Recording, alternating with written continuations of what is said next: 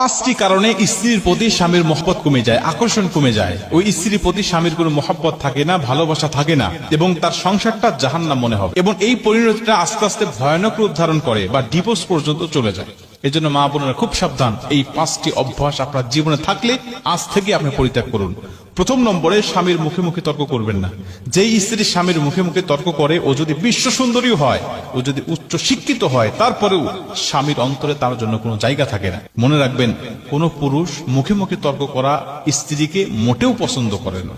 আর যদি কোনো স্ত্রী কালো হয়, কুচ্ছিত হয়, কিন্তু সে মুখে মুখে তর্ক করে না, স্বামী যেটা বলে সেটাই মেনে নেয়, স্বামীর আনুগত্য করে, ওই স্ত্রীর জায়গা স্বামীর কলিজার মধ্যে থাকে। এজন্য স্বামীর মুখে মুখে তর্ক করা, স্ত্রীর প্রতি স্বামীর আকর্ষণ কমে যায়, মহব্বত কমে যায়, এটা করা যাবে না।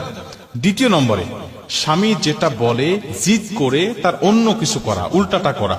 স্বামী বলেছে ডানে যেতে হবে, আপনি বলছেন না আমাকে বামে যেতে হবে। স্বামী বলছে বামে যেতে হবে, আপনি ডানে চলে গিয়েছেন। স্বামী একটা যুক্তি দিচ্ছে, আপনি তার যুক্তিতে অ্যাভয়েড করে নিজে আরেকটা যুক্তি দাঁড় করাচ্ছেন। এইরকম ভাবে বিভিন্ন স্ত্রী যারা আছেন, তাদের প্রতি স্বামীর মহব্বত আস্তে আস্তে কমতে থাকে, এটা করা যাবে না। 3 নম্বরে, স্বামীর পছন্দের মূল্যায়ন না করা। স্বামী যদি কোনো বিষয় পছন্দ করে, আপনি তার বিষয়ে কোনো মূল্যায়ন করলেন না। আপনার জন্য একটা পোশাক নিয়ে আসছে, সে পছন্দ করে, আপনি বলছেন ধুর কি পোশাক নিয়ে আসছো, এটা কি কোনো মানুষ পরে? আপনি এমন কোন স্ত্রী আছে যারা স্বামীর বিষয়ে পছন্দ করা বিষয়গুলো, একটা পোশাক নিয়ে আসছে, ও আর ফেরত দিতে বাধ্য করেছে, না এটা ফেরত দাও, অন্য একটা বিষয় নিয়ে আসো, ওই কালার আমার পছন্দ, ওই কালারটা নিয়ে আসো। স্বামী জীবনে আর কোনোদিন তার জন্য পছন্দ করে কোনো পোশাক নিয়ে আসবে না, এবং তার প্রতি মহব্বত আস্তে আস্তে কমতে থাকবে। 4 নম্বরে, স্বামীর পরিশ্রমকে মূল্যায়ন করা বা স্বামীর কর্মক্ষেত্রকে মূল্যায়ন না করা। স্বামী যে পরিশ্রমটা করছে, এই পরিশ্রমকে আপনি কোনো মূল্যায়ন করছেন না। স্বামী যে কর্মক্ষেত্রে কর্ম করছে, বা আপনার যে ইনকাম সোর্স, হালাল রুজির যে মাধ্যমটা রয়েছে, এই মাধ্যমকে আপনি মোটেও মূল্যায়ন করছেন না। সারাদিন অফিস আদালতে কাজকর্ম করে স্বামী বেচারা এসেছে, আপনি বলছেন তুমি কি করো সারাদিন? আমি সারাদিন আমার সংসারের মধ্যে কত কাজ করি, ছেলে মেয়েকে সামলাই, খাবার দাবার রান্না করি, কাপড় চোপড় ধরি, বিভিন্ন কাজকর্ম করে আমি তো একদম টায়ার্ড।